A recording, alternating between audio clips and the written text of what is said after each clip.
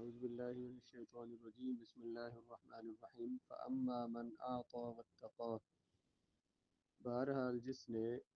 من اعطى من جو بندہ اعطى دیا اس نے واتقى اور ڈرتا رہا دیا اس نے کیا اللہ کے راستے میں مال دیا اعطى یعطی اعطاء اعطى اصل میں اعطیہ تھا بروزن افعل صیغہ غیر ذکر غائب فعل ماضی معروف ہے لاسی مجرد ناقص یائی ہے واتقى اتقا اصل میں اوتاقا یا تھا بروزن افتعال جو واو اور یا متحرک اس کا ماں المفتوح اس کو الف سے بدل دیتے ہیں تو پھر باب افتعال کے فا کلمہ میں واو یا جو اس کو تا سے بدل دیتے ہیں اوتاقا یا سے بن جائے گا اتقا یا متحرک ماں المفتوح کو الف سے بدلا تو اتقا ہو گیا فاما من اعطى واتقى بہرحال وہ بندہ جس نے دیا مال واتقى اور جو ڈرتا رہا جس نے تقوی اختیار کیا وصدق بالحسنى اور جس نے تصدیق کی حسنى اچھی بات کی احسن اس میں تفضیل ہے اس کی مؤنث آتی ہے حسنى اور جس نے تصدیق کی حسنى اچھی بات کی ان دو گروہوں کی جد و جہد کے چند اہم پہلو ذکر کر کے ان کے باہمی بعد اور تفاوت کو واضح کیا جا رہا ہے جس نے من اعطى واتقى وصدق بالحسنى ان دو گروہوں کی جد و جہد پیچھے کیا ہے ان سعیکم لشتى تمہاری کوششیں مختلف قسم کی ہیں کچھ وہ ہیں جو کوشش کس میں کرتے ہیں اللہ کے راستے میں صدقہ کرتے ہیں تقوی اختیار کرتے ہیں اور اچھی بات کی تصدیق کرتے ہیں تو ان دو گروہوں کی جد و جہد میں چند اہم پہلو ذکر کر کے ان میں باہمی تفاوت فرق کو واضح کیا جا رہا ہے پہلے اس سعادت مند گروہ کی جد و جہد اور سعی پہ ہم کے اہم پہلوؤں کو ذکر فرمایا سعادت مند جد و جہد گروہ کی جد و جہد کوشش اور ان کی مسلسل کوشش کے اہم پہلوؤں کو ذکر فرمایا جس گروہ نے حضور نبی کریم صلی اللہ علیہ وآلہ وسلم کی دعوت کو صمیم قلب سے قبول کیا تھا دل کی گہرائیوں سے قبول کیا تھا حضور کے دستے حق پرست پر ہاتھ رکھ کر اسلام کی بیعت کی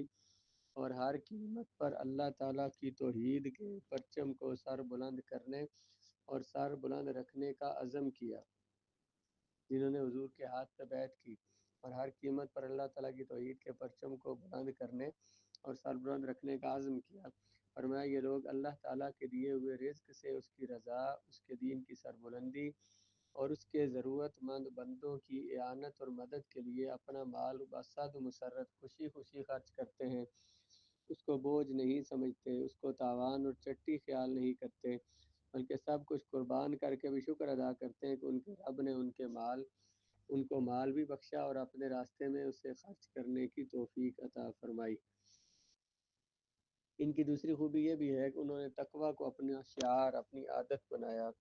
فرائض اور واجبات کی ادائیگی میں بڑے سرگرم ہیں آگے بڑھ بڑھ کے کام کرتے ہیں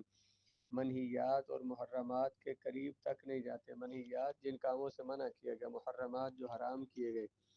ان کے قریب بھی نہیں جاتے ان کا ظاہر و باطن تقوی کے نور سے جگمگا رہا ہے ان کی تیسری خصوصیت یہ ہے کہ اللہ تعالیٰ کے رسول نے جن اچھی چیزوں کی انہیں تعلیم دی ہے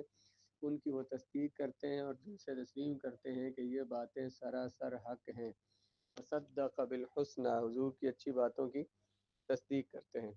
فَسَنُيَسِّرُهُ لِلْيُسْرَى یسر یسر تیسیرا آسان کر دینا نُيَسِّرُ بر وزن نفاعل صیغہ ذکر غائب فعل مضارع معروف ہے ثلاثی مزید فی سید باب تفعیل اس سے پہلے سین آ گیا مستقبل قریب کے لیے ان قریب ہم آسان کر دیں گے اس کے لیے لِلْيُسْرَى آسان راستے کو ہم اس کے لیے آسان کر دیں گے آسان راستہ یہ جملہ بڑا توجہ طلب ہے فرمایا کہ جس گروہ میں یہ تین صفات پائی جائیں جو اللہ کے راستے میں صدقہ کریں تقوی اختیار کریں اور نبی کی اچھی باتوں کی تصدیق کریں تو ہم ان کے لیے وہ راہ آسان کر دیتے ہیں جو انہیں ابدی دائمی ہمیشہ کی فلاح اور حقیقی مسرتوں اور خوشیوں کی طرف لے جانے والی ہے اس راہ پر چلنے کی لگن، شوق ہم ان کے دل میں پیدا کر دیتے ہیں، انہیں اپنی منزل سے والہانہ عشق ہو جاتا ہے۔ جو کام لگن اور عشق سے کیا جائے وہ بظاہر کتنا کٹھن اور مشکل کیوں نہ ہو، جذبہ عشق کی برکت سے وہ ذرا مشکل نہیں ہوتا۔ اس راہ کے کانٹے بھی پھولوں سے زیادہ پیارے لگتے ہیں۔ جہاں بندہ دل سے چلتا ہے اور اللہ تعالیٰ کے لیے جو کام کرتا ہے، اس میں اس راہ کے کانٹے بھی پھولوں سے زیادہ پیارے لگتے ہیں۔ ہر مشکل گھاٹی راہی کو نئی لذتوں سے آشنا کر دیتی ہے۔ مشکل گھاٹی، مشکل کام راہی کو اس راستے پر چلنے والے کو لذتوں سے آشنا کر دیتی ہے۔ نماز اس کے لیے بوجھ نہیں رہتی بلکہ اس کی روح کی غذا بن جاتی ہے، جس کے بغیر اسے قرار سکون نہیں آتا۔ عبادات کی ادائیگی میں اس کو گرانی مشکل محسوس نہیں ہوتی، گرانی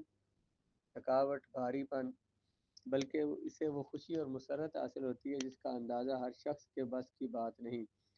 اللہ تعالیٰ کی راہ میں اپنا مال خرچ کرنے کا شوق نئے نئے بہانے تلاش کرتا ہے، یعنی وہ اللہ کے راستے میں مال خرچ کرتا ہے اور خرچ نہ کرنے کے لیے بہانے تلاش نہیں کرتا بلکہ خرچ کرنے کے لیے بہانے تلاش کرتا ہے۔ جب اس کی رضا کے لیے سر کٹانے کا موقع آتا ہے اس وقت اس کا ذوق سر بیچنا، اپنا جان قربان کرنے کا ذوق فرشتوں کو بھی محو حیرت میں ڈال دیتا ہے، اس قدر وہ عشق میں کام کرتا ہے۔ اب ذرا آیت کے الفاظ میں غور فرمائیے۔ علامہ آلوسی فَسَنُيَسِّرُهُ کی تشریح کرتے ہوئے لکھتے ہیں، اصل التیسیر من الیسر، تیسیر یسر سے بنا، یسر کا معنی ہے سہولت، ولیکن ارید التہیۃ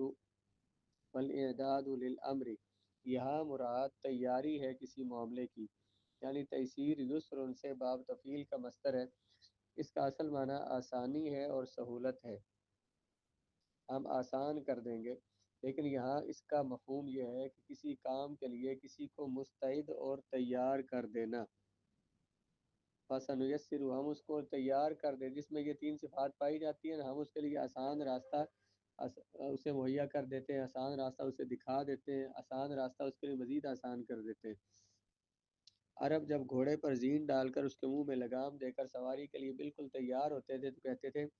یسر الفرس للرکوب، گھوڑا تیار ہو گیا ہے سواری کے لیے، اذا اسرجها والجمها، جب اس پہ وہ زین ڈالتے اور اس پہ لگام دیتے۔ علامہ ابن منظور نے بھی لسان العرب میں اس کا یہی مفہوم بتایا ہے۔ متعدد احادیث بطور استشہاد دلیل کے طور پر بہت سی احادیث انہوں نے پیش کی ہیں۔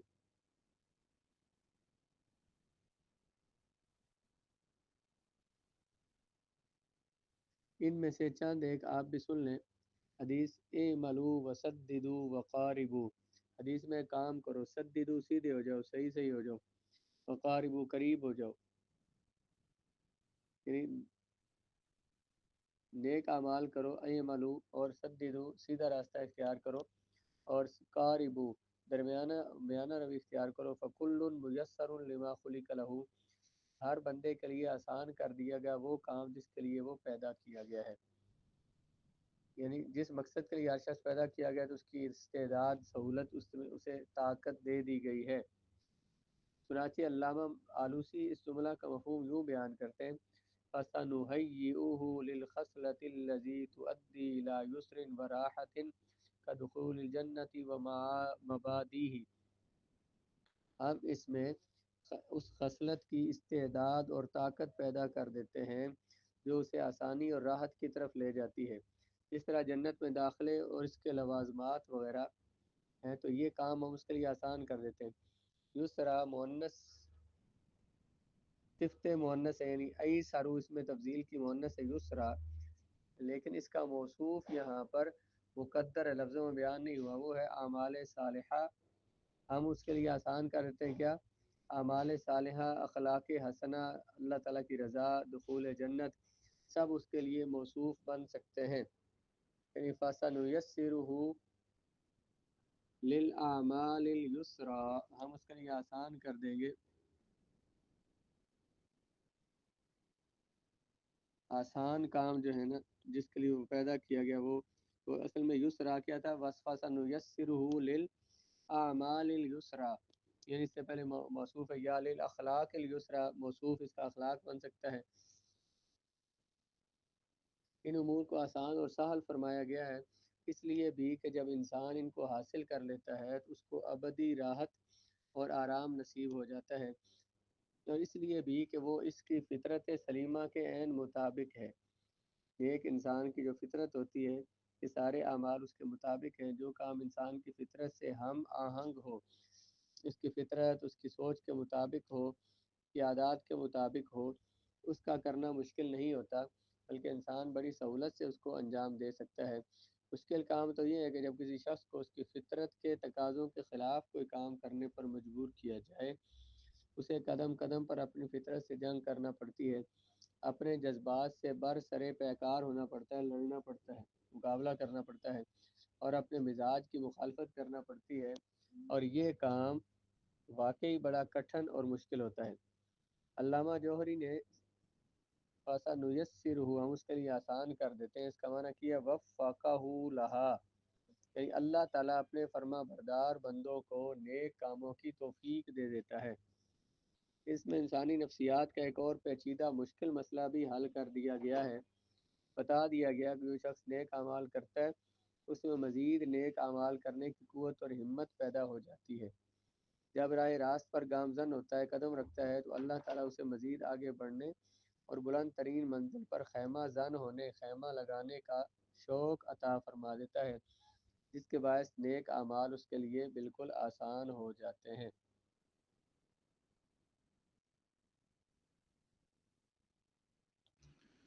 جی آگے فرمایا وَأَمَّا مَن بَخِلَ وَاسْتَغْنَىٰ، اور بہرحال وہ بندہ کہ باخیلہ جس نے بخل کیا، باخیلہ یا بخالو بخل کرنا، وَاسْتَغْنَىٰ استغنا یستغنی استغنان بے پرواہ ہونا، استغنا اصل میں استغنایا ہے، بر وزن استفعال سے بعد میں کر غائب، فعل ماضی معروف ثلاثی مجرد ناقص یائی ہے، یا متحرک ما قبل مفتوح کو الف سے بدل دا تو استغنا ہو گیا۔ جس نے بخل کیا اور جو بے پرواہ بنا، وَكَذَّبَ بِالْحُسْنَىٰ، اور جس نے جھٹلایا بالحسنى اچھی بات کو، فَسَنُيَسِّرُهُ لِلْعُسْرَىٰ، تو ہم ان قریب آسان کر دیں گے اس کے لیے عسرا مشکل راستہ، یسرا آسان راستہ تھا اور عسرا عین سین را عسرا مشکل راستہ۔ اہل سعادت کی خصوصیات بیان کرنے کے بعد اب اہل شقاوت بدبخت لوگوں کی کبھی عادات بری عادات اور ان پر مرتب ہونے والے روح فرسا نتائج اور اثرات کا بیان ہو رہا ہے، کہ جن کی عادتیں بری ہوتی ہیں ان بری عادتوں پر پھر جو نتائج برے نکلتے ہیں وہ بیان کیے جا رہے ہیں۔ ان کی ایک خصلت یہ ہے کہ راہ حق میں ایک دمڑی ایک روپیہ خرچ کرنا بھی ان کے لیے بڑی مصیبت ہے۔ ویسے اپنی نام و نمود اپنی شہرت کے لیے وہ بے دریغ روپیہ صرف کرتے ہیں، اپنی بزم عیش و طرب، عیش ہی ہوتا ہے، طرب مستی اور خوشی کی بزم سجانے کے لیے وہ پانی کی طرح روپیہ بہاتے ہیں، لیکن اللہ تعالیٰ کا نام بلند کرنے کے لیے، دعوت اسلام کو کامیاب بنانے کے لیے اگر ان کی دولت کی ضرورت ہو تو ان کو سانپ سونگھ جاتا ہے، ایک پائی خرچ کرنے کی توفیق انہیں نصیب نہیں ہوتی۔ دوسری ان کی خصلت یہ ہے کہ ان کی ساری تگ و دو دنیاوی شہرت اور ناموری کو حاصل کرنے کے لیے ہوتی ہے۔ اما من باخلہ جو بخیل ہوا، واستغنا اور بے پرواہ ہوا، وکذب بالحسنی اور اچھی باتوں کو جھٹلایا، یعنی وہ جو پیچھے تین باتیں بیان ہوئی تھی یہ تین باتیں ان کی بالکل مخالف ہیں۔ اس کی دوسری خصلت یہ ہے کہ وہ سب کچھ دنیاوی شہرت کے لیے کرتا ہے، اس نے اپنے انجام کو بالکل بھلا دیا ہے، اپنے رب کو راضی کرنے کا خیال تک بھی کبھی اس کے دل میں نہیں گزرتا، گویا وہ بڑے بے نیاز بنے ہوئے ہیں، نہ انہیں اپنے خدا کی ضرورت ہے نہ اپنے نیک انجام کی کوئی ان کی آرزو ہے۔ اگر زیادہ سے زیادہ وہ دولت سمیٹ لیں اور اونچے سے اونچا منصب اور مقام انہیں مل جائے تو گویا انہوں نے اپنا گوہر مقصود پا لیا، یعنی ان کا مقصد یہ ہے کہ وہ دولت حاصل کر لیں، امیر ہو جائیں اور بڑے رتبے ان کو مل جائیں، بس یہی کچھ۔ ان کی تیسری خصلت بد یہ ہے کہ اللہ تعالیٰ کا محبوب رسول جن اعلیٰ اور عمدہ باتوں کی انہیں تعلیم دیتا ہے، جن ابدی دائمی صداقتوں اور لازوال سچائیوں سے انہیں آگاہ کرتا ہے، وہ ان کی سچائی کو ہرگز تسلیم ہی نہیں کرتے بلکہ ان کو الٹا جھٹلاتے ہیں۔ وَكَذَّبَ بِالْحُسْنَى، محبوب کی اچھی باتوں کو جھٹلاتے ہیں، ان کی تکذیب کرتے ہیں، ان کو غلط ثابت کرنے کے لیے ایڑی چوٹی کا زور لگاتے ہیں۔ جب ان کی یہ عادتیں اور خصلتیں ہیں تو آپ خود ہی فیصلہ کر لیں کہ ان کی جد و جہد اور ان پاک بازوں کی جد و جہد کیسے ایک جیسی ہو سکتی ہے، اور ان کے نتائج ایک جیسے کس طرح ہو سکتے ہیں۔ یعنی یہ جو تین جن کا ذکر ہے، جن میں تین یہ صفات ہیں، تو یہ برے لوگوں میں ہے، اور جن کی پہلی تین صفات ہیں وہ اچھے لوگوں میں ہیں، تو یہ ان کے برابر نہیں ہو سکتے۔